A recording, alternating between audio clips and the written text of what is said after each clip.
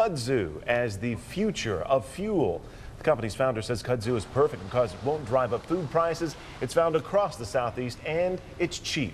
You'll see more on this local connection coming up next on NBC Nightly News. And it grows like crazy. Yes, it does.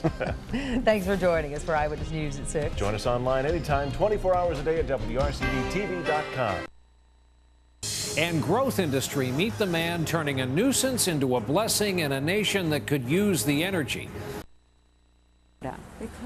And when our Monday night broadcast continues here in a moment, one of the world's most annoying plants, but it turns out it does something good, and it's part of our series on what works.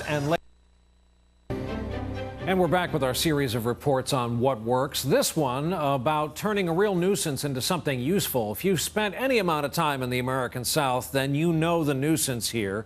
Kudzu, a vine that grows practically everywhere it's not supposed to.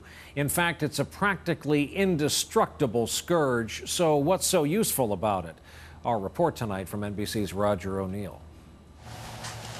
It's been a place of great invention. The American garage. Henry Ford, Apple's Steve Jobs, Doug Mizell. Doug who? Like his cohorts, he hears the whispers. Mad scientist is one of them. But doggone it, the Tennessee inventor is turning something no one wants into something everybody needs. I call our product made from kudzu, kudzenol. A weed which can grow 12 inches a day, every single day. Used for erosion control in the 30s, it now covers anything and everything across the South, 7 million acres. If you've ever been in a patch of kudzu, you'll agree with those who say it's the vine eating the South. You can't kill it, and for highway departments trying to control it, it's a never-ending and often losing battle. Oh. If you're not careful, it'll grow out in the road. Right over the guardrail out in the road.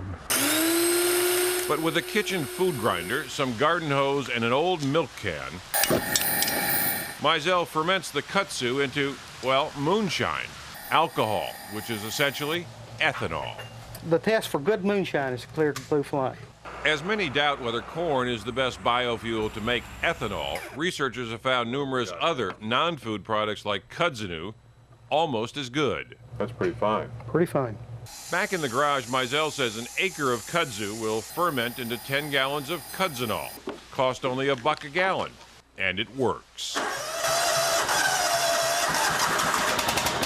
This truck runs on it too. Mizell is planning a small demonstration plant and already has every drop of kudzenol he can ferment sold. We may very well turn Georgia and Tennessee into the Saudi Arabia of America. Mad scientist, maybe, but remember there's a history of big ideas coming out of small garages. Roger O'Neill, NBC News, Cleveland, Tennessee.